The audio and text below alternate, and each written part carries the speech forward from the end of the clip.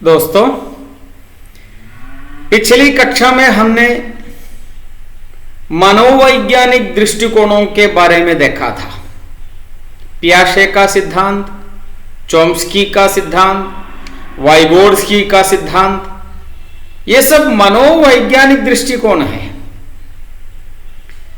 लेकिन इन मनोविज्ञान से हमें क्या लेना देना है, उसके बारे में सोचना चाहिए। यहां शिक्षण सिद्धांत की विशेषता आ पड़ती है। केवल अधिगम सिद्धांत से, लर्निंग प्रिंसिपल, अधिगम सिद्धांत, केवल लर्निंग सिद्धांत से छात्र सीखेगा नहीं, बल्कि अध्यापक को लर्निंग सिद्धांत में मनोविज्ञान का समावेश करना चाहिए, तब तो शिक्षण सिद्धांत होता है। हमारे सामने बैठने वाले 40 छात्र 40 मन वाले हैं। इन सभी छात्रों को मन में रखकर ही अध्यापक को शिक्षण की प्रक्रिया करनी चाहिए। लर्निंग अथवा अधिगम छात्र स्वयं करता है, शिक्षण का कार्य शिक्षक करता है। तो शिक्षण का कार्य करते समय मनोवैज्ञानिक समावेश उसमें होना स्वाभाविक है। इस प्रकार शिक्षण के सिद्धांत निकलते हैं। हर अध्यापक करते हैं कि अपना काम सरल आसान तरीके से छात्रों तक पहुंचे। यह सरल और सरस बनाने के लिए अधिगम की प्रक्रिया में, अधिगम के प्रिंसिपल में मनोविज्ञान का समावेश करके नए नए शिक्षण सिद्धांतों का आविष्कार करना चाहिए। आजकल होता रहता है। यह मनोविज्ञान और लर्निंग, इन दोनों प्रिंसिपलों से जब टीचिंग प्रिंसिपल, शिक्षण सिद्धांत बनता है, इसका परिष्कार निरंतर होता भी रहता है।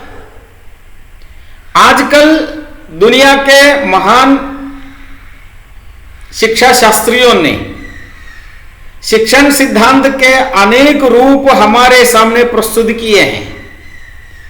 उन रूपों में कुछ अब हम देखेंगे।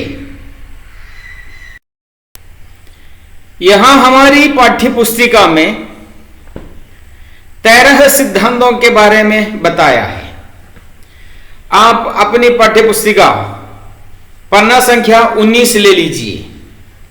उसमें से एक मनोरंजन का सिद्धांत, प्रिंसिपल ऑफ रिक्रिएशन,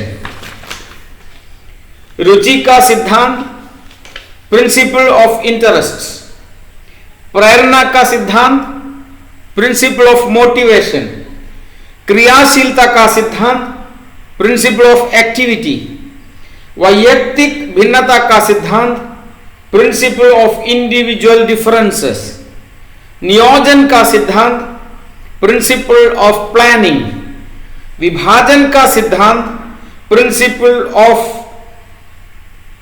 डिविडेशन, चयन का सिद्धांत, प्रिंसिपल ऑफ सिलेक्शन, निश्चित उद्देश्य का सिद्धांत, प्रिंसिपल ऑफ डेफिनिट एम्स, आवृत्ति का सिद्धांत, प्रिंसिपल ऑफ रिविजन, जीवन से संबंध करने का सिद्धांत, principle of linking with life, जनतंत्री व्यवहार का सिद्धांत, प्रिंसिपल ऑफ डेमोक्रेटिक डीलिंग और सहसंबंध का सिद्धांत, प्रिंसिपल ऑफ कोरिलेशन। इन सिद्धांतों के बारे में विस्तृत रूप से अगली कक्षा में देखेंगे। लेकिन इन 13 सिद्धांतों का छोटा छोटा डेफिनेशन ही अथवा व्याख्या ही हमारी पुस्तिका में है।